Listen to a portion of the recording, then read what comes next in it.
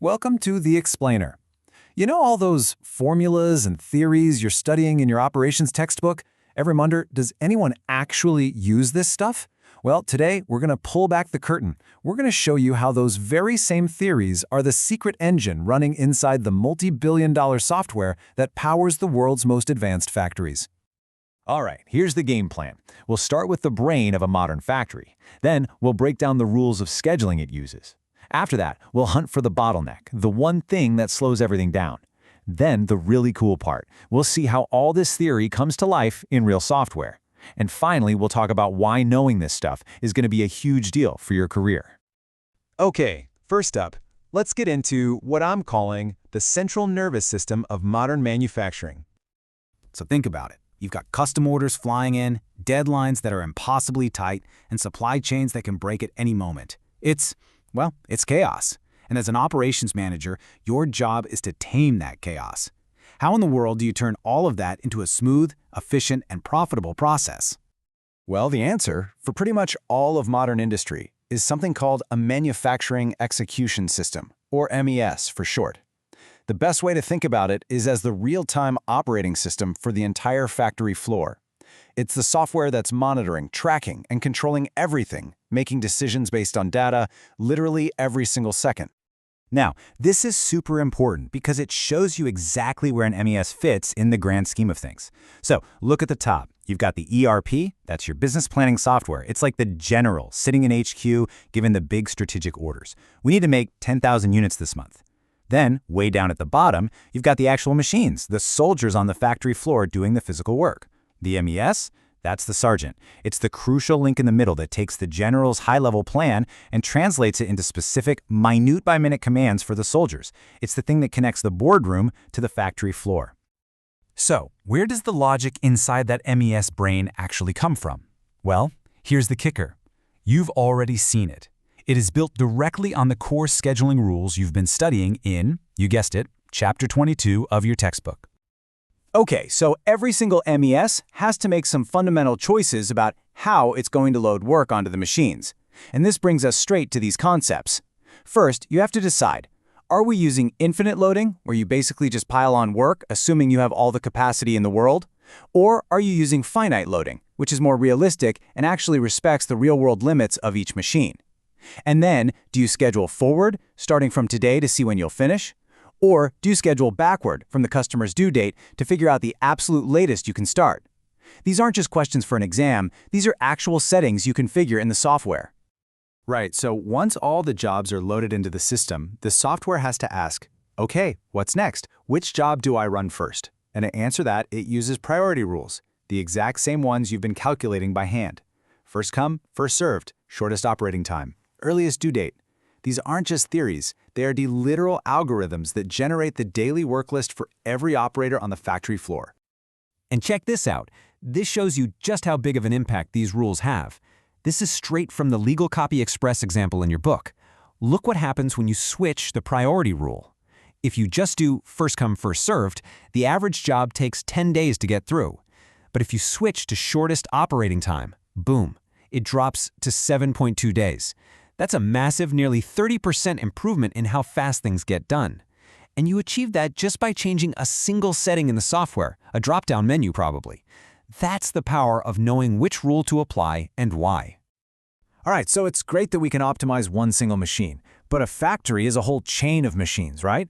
And we all know that a chain is only as strong as its weakest link. So optimizing one link is kind of useless if another one is broken and holding everything up. We need to look at the entire system. And that's where the theory of constraints completely changes the game. This is where Eli Goldratt comes in with this absolute game-changing idea. His theory of constraints, TOC for short, flips the whole script. See, the old way of thinking was make every machine busy all the time. Goldratt said, no, that's crazy.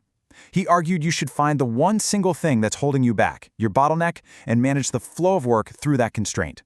Everything else is secondary. And TOC gives us this brilliant 5-step process for continuous improvement. It's so logical. First, you identify the constraint. What's the weakest link? Second, you exploit it. That means you squeeze every last bit of performance out of it without spending a dime. Third, you subordinate everything else. You make the entire factory's #1 job to support that bottleneck. Fourth, you elevate it. Now you can spend money to improve it. And fifth, you go right back to step 1 and do it all over again. Because as soon as you fix one bottleneck, a new one is going to pop up somewhere else. To manage all this, TOC uses this really cool analogy. First up is the drum. Your bottleneck is the drummer for the entire factory band. It sets the beat. The pace of that drum dictates the pace of your entire operations output. It can't go any faster than the drum. Okay, so if the drum is your most important player, you have to protect it. That's where the buffer comes in. Think of it as a small, strategic pile of work waiting right in front of the drummer. Why? Because, remember, an hour of lost time at the bottleneck is an hour of lost time for the whole factory. The buffer is an insurance policy to make sure your most critical resource never, ever has to sit around waiting for something to do. And last, you have the rope. The rope is a communication signal that ties the release of new work at the very beginning of the process to the pace of the drum. It's essentially the drummer yelling back to the start of the line, "Hey, don't send me any more stuff until I'm ready." This is what prevents the whole system from getting clogged up with a ton of inventory that you can't even process yet. It keeps everything in sync. All right, so we've talked about scheduling rules and the theory of constraints. How does all this textbook theory actually show up in the big-time software you'll be using in your career? Tools from companies like Siemens, SAP, and Oracle NetSuite. This right here, this is the slide that connects everything. For every single objective you read about in Chapter 22, there is a direct feature in a professional MES platform.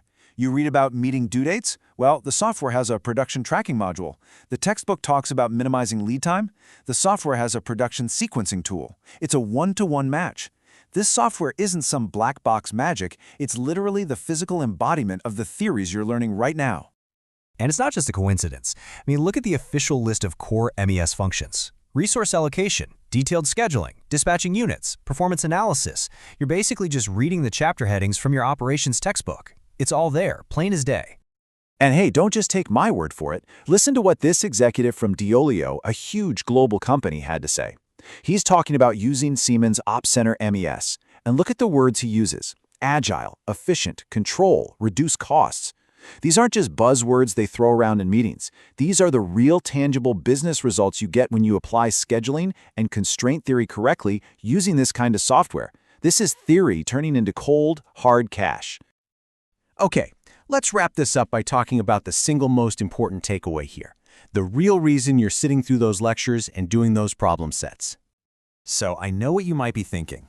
If the fancy software from Siemens or SAP does all this automatically, why on earth do I need to learn the theory behind it? Can't I just learn to click the buttons? And the answer to that question is simple. It's the difference between being a button pusher and being an optimizer. See, anyone can be trained to use the software, but to master it, to troubleshoot it when it's not working right, to configure it to get the absolute best performance, for that, you have to understand the logic behind the buttons.